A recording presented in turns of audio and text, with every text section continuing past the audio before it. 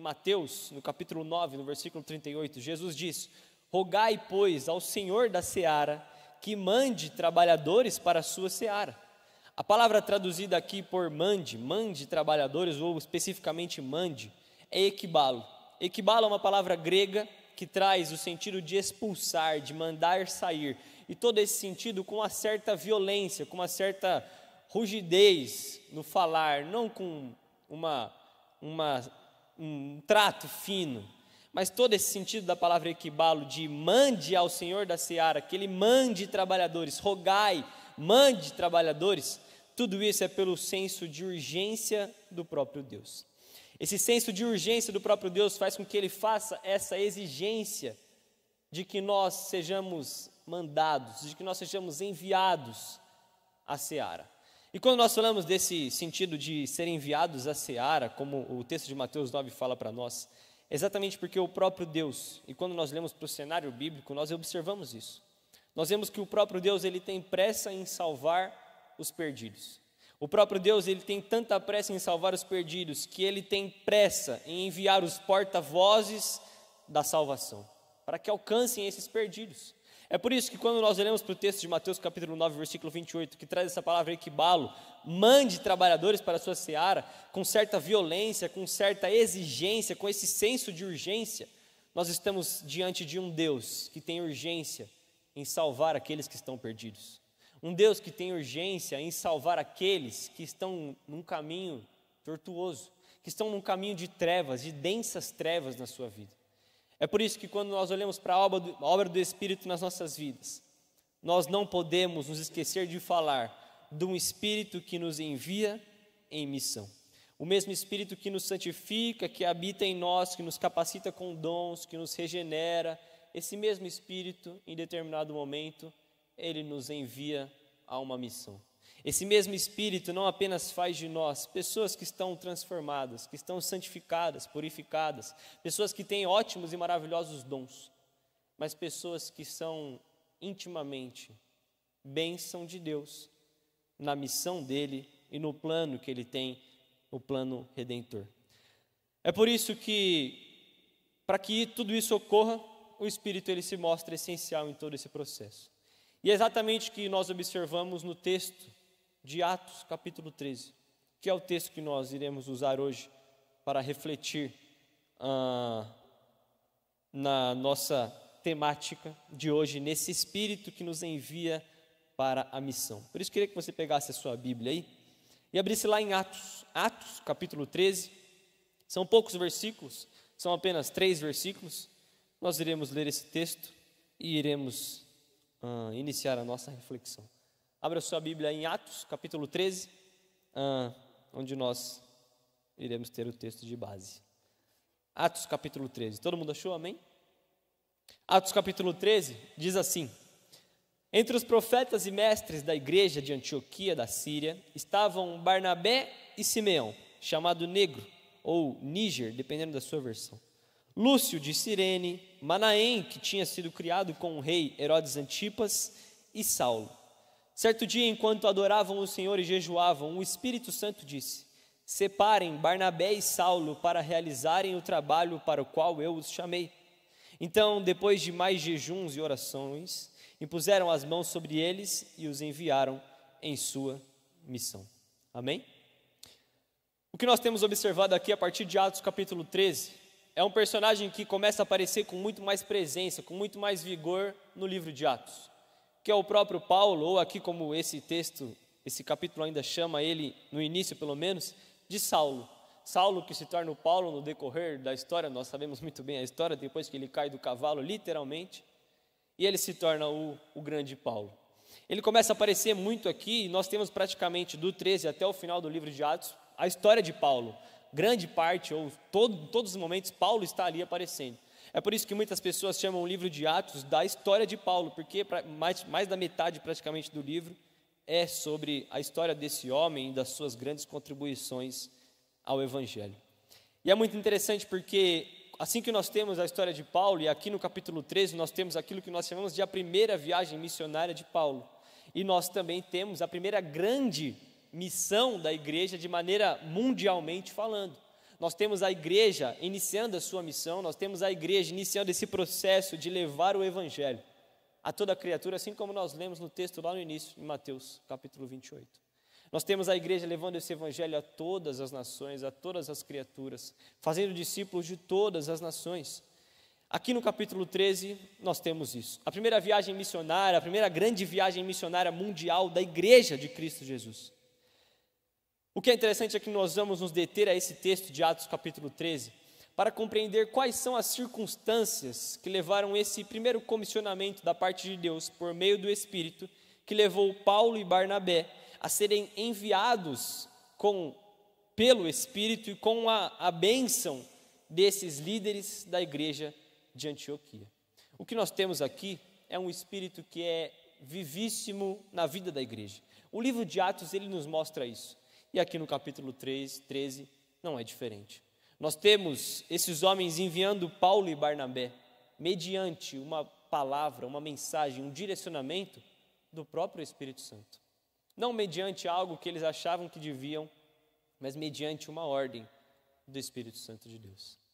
É por isso que a partir do versículo 1, 2 e 3, nós podemos tirar preciosos pontos que nos fazem compreender melhor como esse comissionamento, como essa grande missão que o Espírito nos leva a fazer acontece, como tudo isso ocorre. Amém? O primeiro versículo ele diz: entre os profetas e mestres da igreja de Antioquia da Síria estavam Barnabé e Simeão, Lúcio de Cirene, Manaém e Saulo. Logo de cara aqui, meus irmãos, nós somos apresentados aos 5 principais, provavelmente os 5 principais líderes da igreja de Antioquia, aos 5 principais líderes dessa comunidade, que provavelmente era jovem ainda, mas que já apresentava uma liderança muito bem fortificada. Mas uma questão aqui deve nos chamar a atenção. Dos 5 nomes que ele nos apresenta, os 5 são diferentes um do outro. Nenhum deles vem de uma mesma localidade, teve uma mesma cultura, teve um mesmo ensinamento, teve uma mesma família, não. Os 5 nomes que ele nos apresenta são totalmente diferentes um do outro. O primeiro nome que ele nos apresenta é Barnabé. Barnabé é um judeu natural da ilha de Chipre. O segundo nome que ele nos apresenta é Simeão. Simeão, ele tinha por sobrenome Níger, ou algumas das nossas traduções mais atuais trazem negro. Os historiadores entendem que ele tem esse sobrenome fazendo uma menção ao fato dele vir de alguma região da África. Por isso ele leva no seu nome Simeão Níger, ou Simeão Negro. Então nós temos Barnabé, um judeu, nós temos Simeão, um africano, compondo a liderança dessa igreja. Nós temos o terceiro nome que ele nos apresenta, Lúcio de Cirene. Cirene, uma região também vinda da África. A grande diferença aqui é que Lúcio de Cirene é uma região mais ao norte da África. Nós temos o quarto nome que ele nos apresenta, que é Manaém. Manaém, nas versões mais antigas, não sei se você tem uma Bíblia aí que é mais antiga, mas ele traz que Manaém era um colasso de Herodes Antipa. O que é um colasso? Em outras palavras, um colasso é alguém que foi amamentado pela mesma mãe, mesmo que não seja um filho da mesma mãe. Mesmo que não seja um irmão de mesmo sangue, essa pessoa foi criada junto de. O que nós temos aqui no texto é que Manaém foi criado junto de Herodes Antipas. Ou seja, o que nós temos aqui é que Manaém ele veio de uma linhagem, entre aspas aqui, real. Uma linhagem que tinha alguma autoridade nela. Porque se nós lembrarmos bem, Herodes Antipas é o tetrarca da Galileia, um dos homens que mandavam e desmandavam na Galileia. O homem responsável, por exemplo, a pedir a cabeça de João Batista numa bandeja. O homem responsável por zombar de Jesus nos momentos finais, ali, indo para a sua crucificação. Então, esse é Manaém, alguém que foi criado junto de Herodes Antipas, um grande aí, tetrarca da Galileia. E por fim o texto nos apresenta Saulo, Paulo, que é um judeu nascido em Tarso e que tinha aí a sua cidadania romana. Então nós temos 5 personagens aqui. Nós temos um judeu natural de Chipre, nós temos 2 homens de 2 regiões da África distintas, mais 2 africanos. Nós temos Manaém, alguém que foi criado e teve uma cultura provavelmente um pouco diferenciada dos demais aqui, uma cultura talvez um pouco mais chique, se é que a gente pode dizer isso. E nós temos Saulo, ou Paulo, seja como você quer chamar ele, vamos chamar de Paulo, um judeu com uma cidadania romana e com um estudo muito bem aprofundado, porque esse era Paulo. Nós temos, meus irmãos, 5 homens totalmente diferentes. Se isso não te diz nada, nós vamos fazer uma pesquisa rápida, ok? Eu sei que tem um flamenguista ali. 2 flamenguistas. Quem são os corintianos aqui nessa noite, nessa tarde? Temos 3 abençoados, 5 abençoados. Seu Mário tem cara de corintiano mesmo.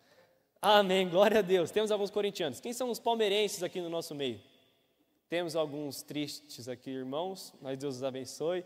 Quem são os são paulinos aqui? Misericórdia, Deus tenha piedade. O Espírito precisa transformar essas vidas. Temos 2 flamenguistas ali, temos outros times aí. A Renata também está se revelando ali. Temos algum outro time aí que a gente não falou? Sei lá, vascaíno, fluminense, sei lá. Ali, temos ali uma vascaína? Amém, Deus abençoe a sua vida, minha irmã. Eu sou corintiano, eu sei o que a senhora está passando também. Nós vemos aqui, basicamente, com os times de futebol, o quão diferente nós somos. Nós olhamos para o tom da nossa pele, o quão diferente nós somos. Nós olhamos para o tipo de criação que nós tivemos, o quão diferente nós somos. Esses dias atrás eu estava conversando com o Renato e ele estava falando que nós somos muito diferentes até de onde cada um veio. Eu e a Manu, por exemplo, a gente veio lá de uma região da Zona Leste. Nós temos pessoas aqui que saíram de Poços de Caldas, nós temos pessoas que saíram lá de Manaus, nós temos pessoas que saíram do Rio de Janeiro, nós temos pessoas que saíram de cada canto e a gente se encontra todo mundo aqui. Esses homens que apresentam aqui, logo no início do texto de Atos capítulo 13, eles tinham muita coisa diferente. Nós temos um homem que foi criado, meus irmãos, com o tetrarca da Galileia. Que tipo de educação esse cara teve? Nós temos um homem que veio da África. Que tipo de educação esse cara teve? Que tipo de cultura ele tinha?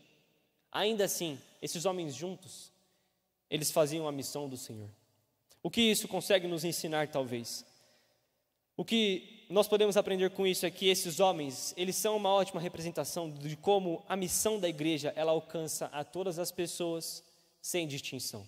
De corintianos a palmeirenses, de brancos a negros, de brasileiros a asiáticos, todos, sem distinção. A missão de Cristo Jesus é que o evangelho, que a salvação, ela alcance todas as vidas.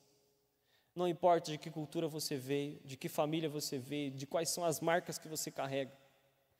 A grande realidade do evangelho é que a boa nova, ela alcança todas as pessoas, independente de como elas são, de onde elas vieram. Esses 5 homens aqui, eles tinham tudo para serem pessoas que talvez nunca saberiam um da existência do outro.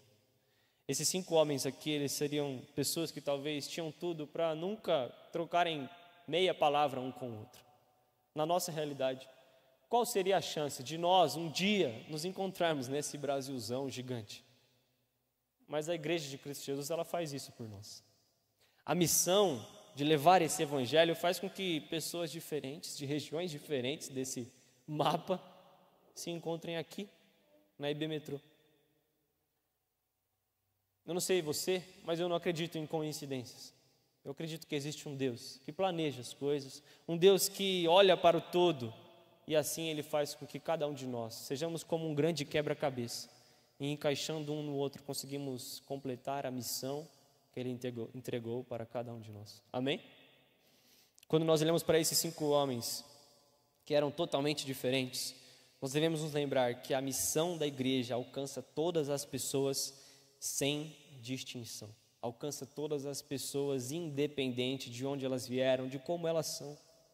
Jesus, em Mateus, Ele fala para nós: vão e façam discípulos de todas as nações. Não importa de onde essa pessoa é, qual a sua origem, a única barreira que pode atrapalhar é a falta de fé da pessoa de abraçar o evangelho.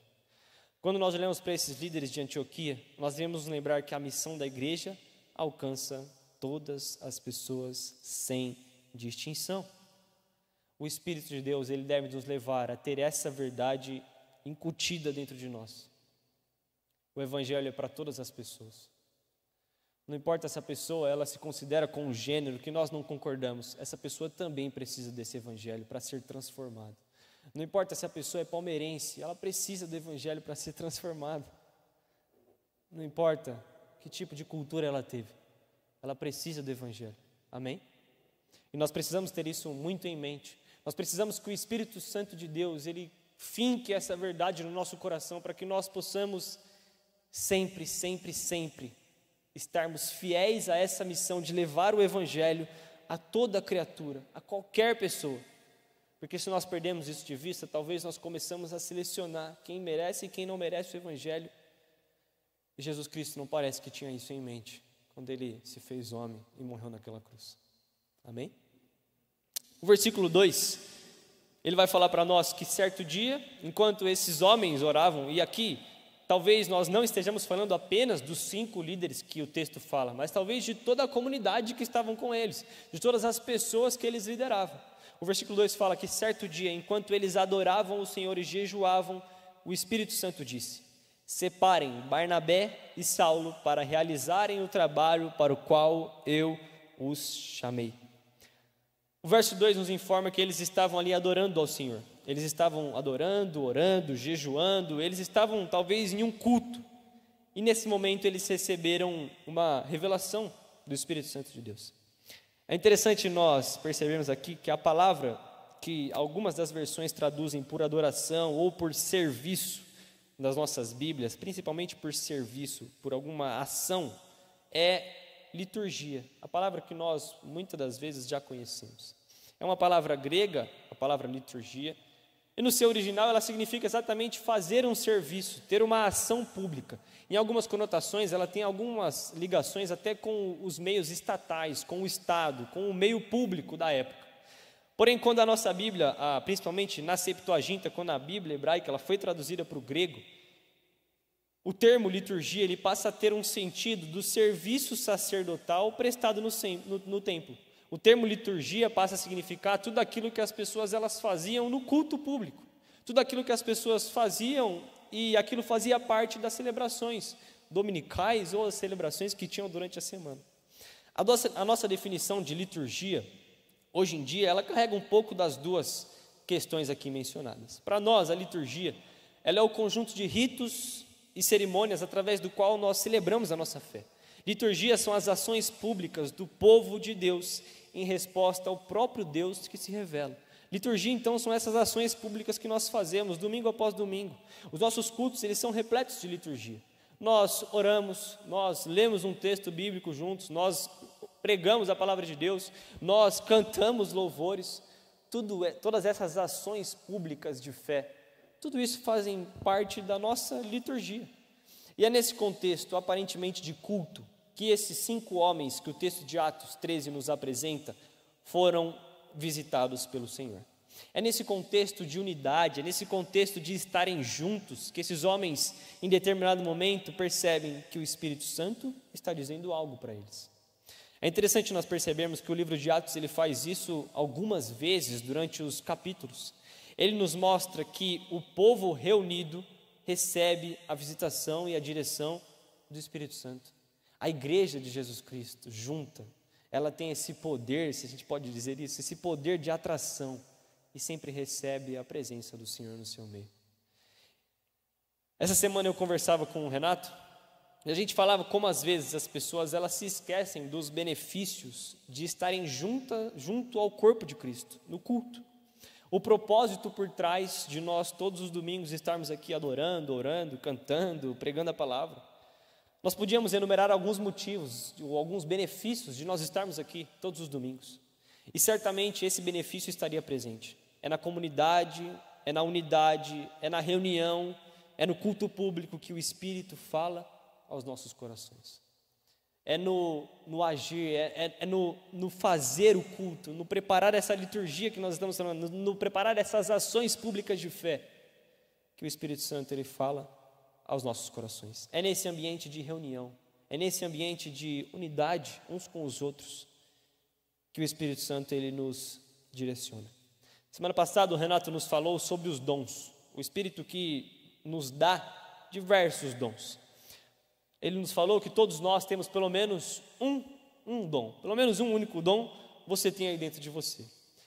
E esse dom, ele tem por objetivo a edificação do corpo de Cristo, a edificação da igreja. Todos nós temos um dom e esse dom tem por objetivo edificar a igreja.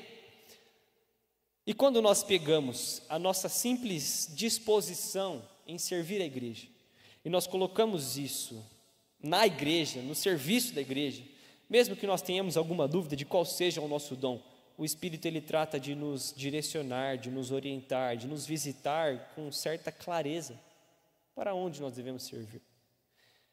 Eu acho interessante que eu nasci e cresci na igreja.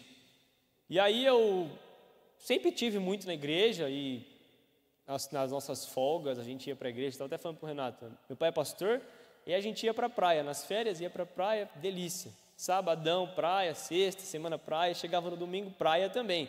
Só que você não fica o dia inteiro na praia. Ia para casa, almoçava, e aí começava a dar aquele sentimento, sabe, de vamos procurar uma igreja para ir num culto.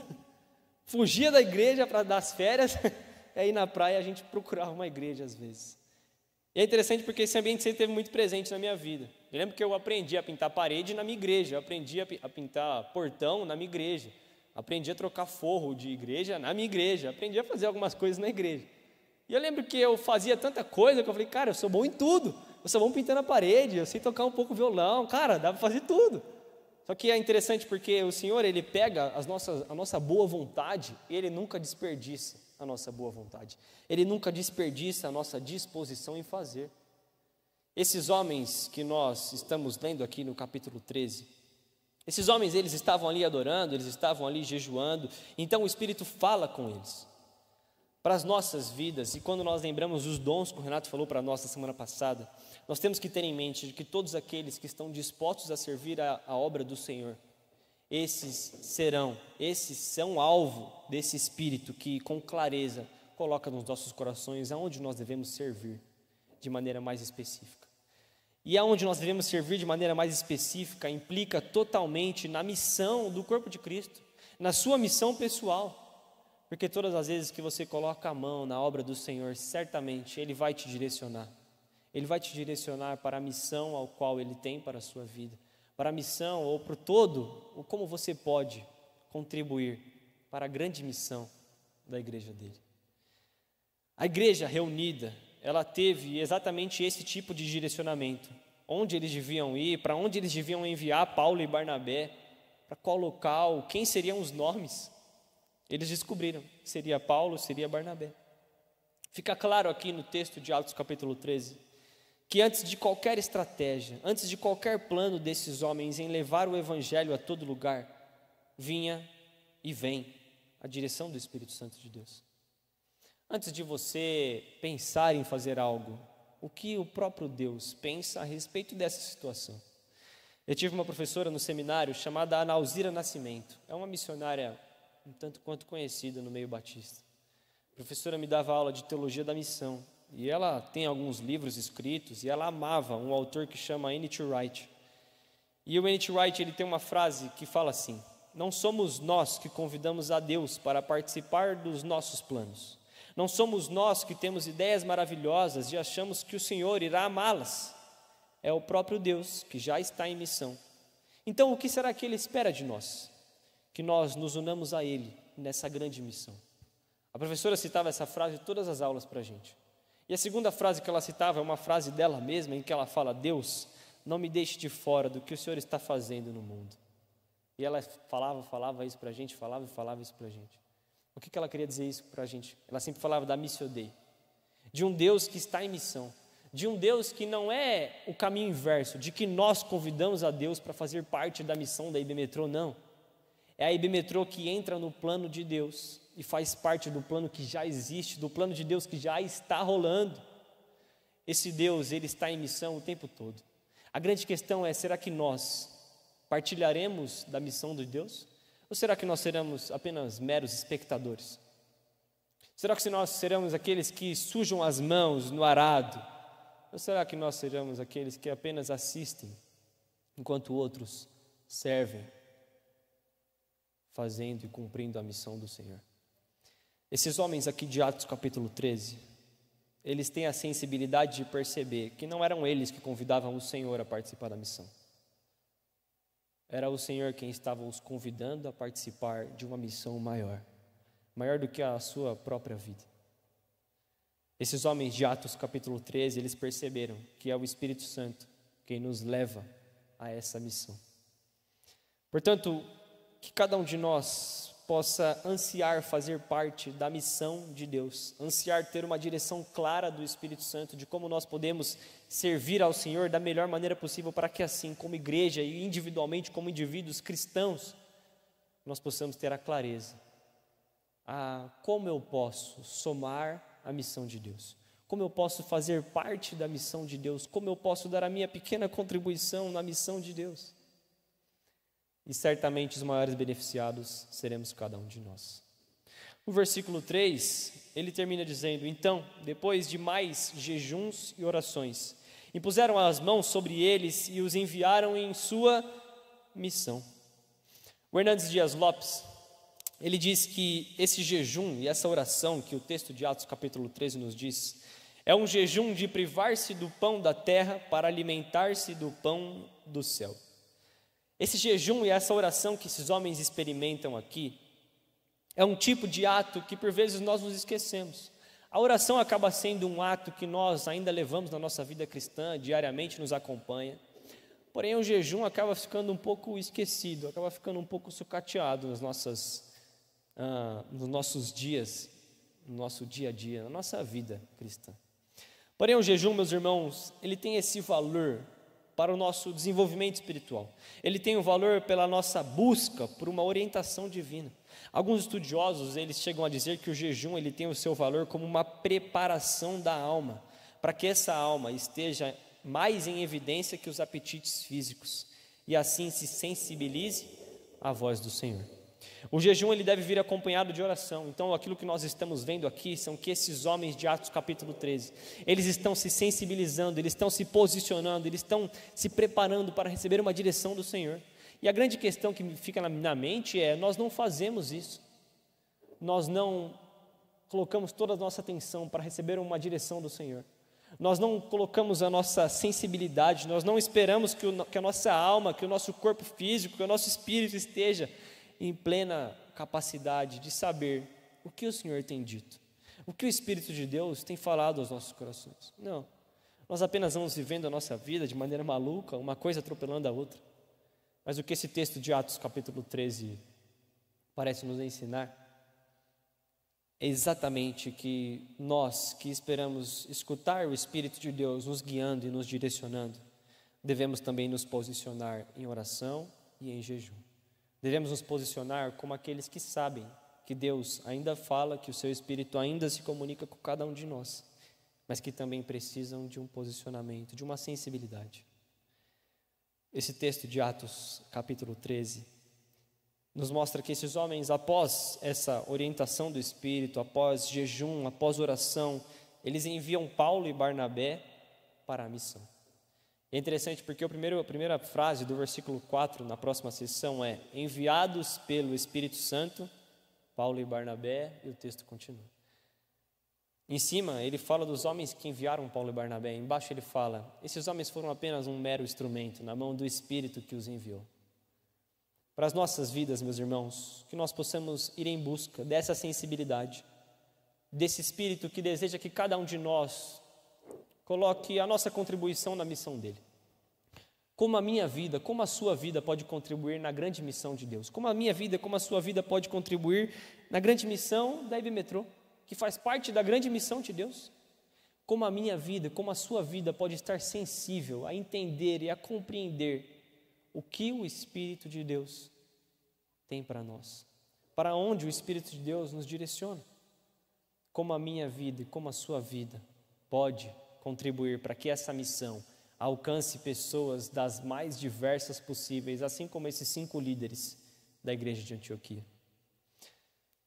O Espírito, meus irmãos, que nos envia em missão, é esse Espírito que certamente nos capacita com dons, como nós vimos na semana passada.